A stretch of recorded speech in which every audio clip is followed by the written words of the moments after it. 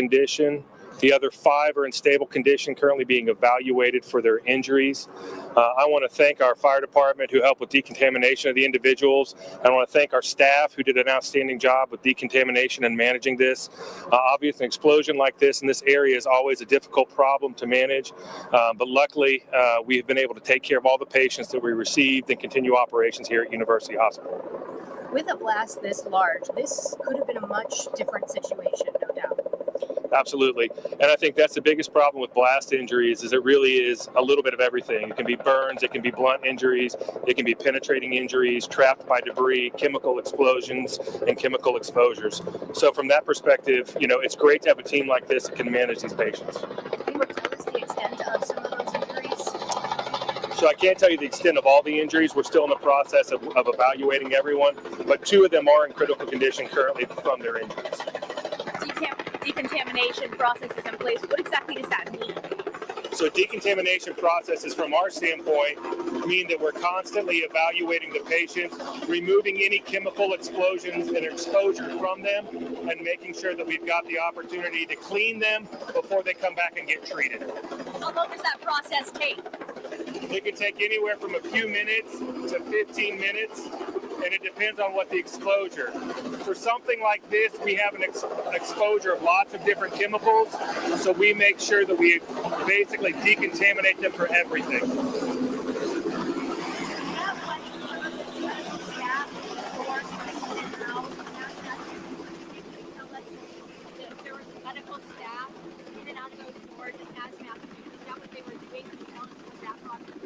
Yes, that's the decontamination process. So what we do is we actually take the patients, remove their clothing, remove all the chemicals from them, and then take them in the hospital for treatment and evaluation. You mentioned there could be blast injuries, there could be burn injuries. Can you tell us, if you can, what types of injuries you saw today from this explosion? We're live. So we saw a little bit of everything today from all the patients. There were a fair amount of burn injuries, a pretty significant amount of blast injuries as well, from the penetrating and blunt injuries from the force of the explosion, as well as some crush injuries where some debris had fallen on the patient. So what's the recovery like from some of these injuries? It all depends on the injuries themselves. I think the biggest thing that you run into in something like this is it's based off how severe the injuries they have, and you always worry about brain injuries just like we would for every other trauma, and then making sure that we can treat their orthopedic injuries or other sources of bleeding. Luckily right now we don't have any patients that I can identify that are bleeding significantly, so it's managing all of those blunt injuries that we have. Dr. Smith, you mentioned UofL Fire was here with that decontamination process. You saw LMPD. Can you talk about the team effort that goes into a situation like this? Yeah, when you have something like this, it requires the assistance of LMPD, Metro Fire, Metro EMS, our hospital staff. We are on point with the city as well as their emergency response. You really can't treat patients like this without having all of those resources available. And we're lucky to be able to have that type of relationship with everybody here in the city. And, when as bad as this is, they got everyone to the hospital, and we've been able to decontaminate and take care of everybody. I don't know if we heard over the topic now, but exposure to the type of chemicals that patients might see. What sorts of things do you worry about long-term for that type of exposure? Yeah, luckily long-term exposure is not usually a problem in things like this.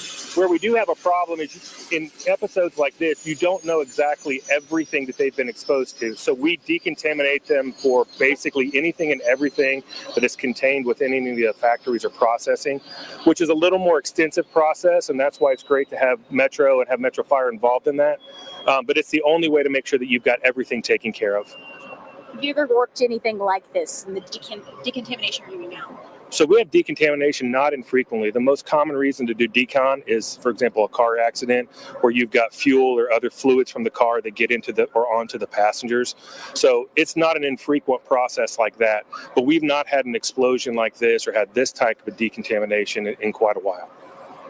I may have missed this, but what happens to the body as time will progress to these folks? Yeah, so the biggest thing is all related to what their injuries actually are from that perspective. And so you have to treat those injuries individually, and that gives them their best opportunities to do well if you do things like that. Thank you, Doctor. You got it. I missed a little bit due to the helicopter. Sure. Can you just give me a little bit more on that decontamination procedure and just how unusual that is? Or maybe it is usual, I don't know. Yeah, so the decontamination procedure is something we do infrequently, but we do train for it. And in particular, something like this is a little more extensive, obviously, than a car accident where you get gasoline or diesel fuel exposure, which is the most common reason to decontaminate somebody. With things like this, with industrial chemicals, while we train for it, we have to basically assume that they have been contaminated with everything in the factory or in the area where there's explosion. And then after we decontaminate them, we bring them in for overall care from that perspective. I mean, obviously you train for this, but you never hope for it to happen. Mm-hmm. In a situation like this, what are things that you just had to have in place so that way people are treated quickly? Yeah, so the biggest thing is disaster preparedness and disaster management. We train our teams constantly here at UofL Hospital. We work in conjunction with the city, with EMS, and with Louisville Police for all of those things. And really from us, it's about standing up, whether that would be from the shooting at Old National Bank. We were talking about the tornado in Henryville a number of years ago where we were able to respond to that disaster. It's a different scale, obviously, for something like this, but it's always what we train for and what we do here at the hospital. Jason, during that time at the Old National Bank shooting, you're one of those voices that people were looking to. What do you want to say during this time to reassure people like, yes, this big thing happened, but we are doing everything possible? What I will tell people is really something like this just demonstrates the teamwork here within this community.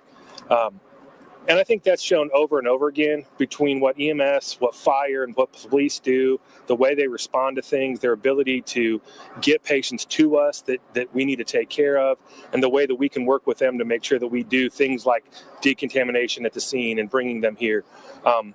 You don't have that everywhere, and we are lucky to have that here in Louisville. You're saying that the medical treatment is able to actually start before they get to the hospital? Absolutely. And it starts from the scene and what they're able to do. I don't think you can say enough about what they do and how they respond to things. Thanks. Any other questions? All right, guys. Thank you so much. Great. Thank you all very much. Yep, of course.